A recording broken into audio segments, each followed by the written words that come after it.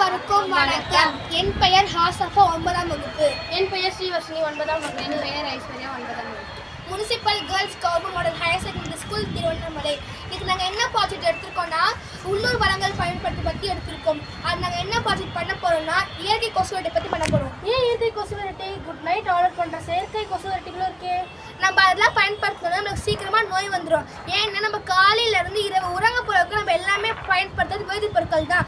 சுருக்கமாக சொல்லணும்னா, நம்ம காலையில் எழுந்ததுடன் பல் வளர்க்க டூத் பேஸ்ட் வந்து இரவு தூங்க போகிறதுக்கு குட் நைட் அதில் அதிகமாக வந்து வேதிப்பொருட்கள் கலந்துருக்கு. இதோட விளைவுகள் என்ன சொல்லுவாங்க. நம்ம காலையிலேருந்து இரவு தூங்குற வரைக்கும் பயன்படுத்துகிற குட் நைட், ஆல் அவுட், ஓடாமாஸ் போன்ற அனைத்து செயற்கை கொசு வெரட்டிகளிலுமே வேதிப்பொருட்கள் அதிகப்படியாக கலந்துருக்கு. இது நம்ம உடல் நலத்திற்கு மிகுந்த தீங்கை ஏற்படுத்துது. இதில் கலந்துருக்கிற சில வேதிப்பொருட்கள் பற்றி பார்க்கலாம். டிரான்ஸ்லோத்ரின், பார்லித்தின், பியூட்டிலிடல் ஹைட்ராக்சிடோலின் இதெல்லாம் கலந்துருக்கிறதுனால இது நம்ம உடல் மட்டும் இல்லாமல் சுற்றுச்சூழலுக்கும் மிகுந்த தீங்கினை ஏற்படுத்துது.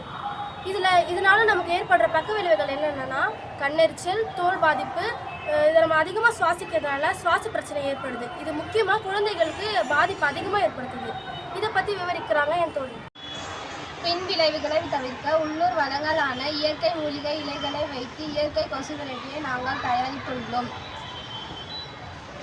இயற்கை கொசு விரட்டி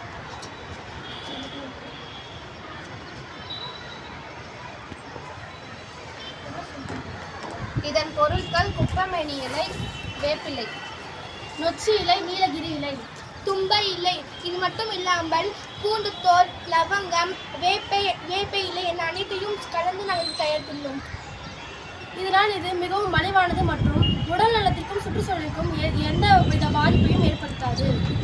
இதன் செய்முறை எப்படின்னா, நாங்கள் வந்து இது எல்லாத்தையும் அரைத்து இது நிழலில் காய வைத்து மாட்டு சாணத்துடன் கலந்து மற்றும் சணல்தூளியும் கலந்து வெயிலில் காய வைத்து நாங்கள் தயாரித்துள்ளோம். நன்றி. உள்ளூர் வளங்களை பாதுகாப்போம், வளமாக வாழ்வோம்.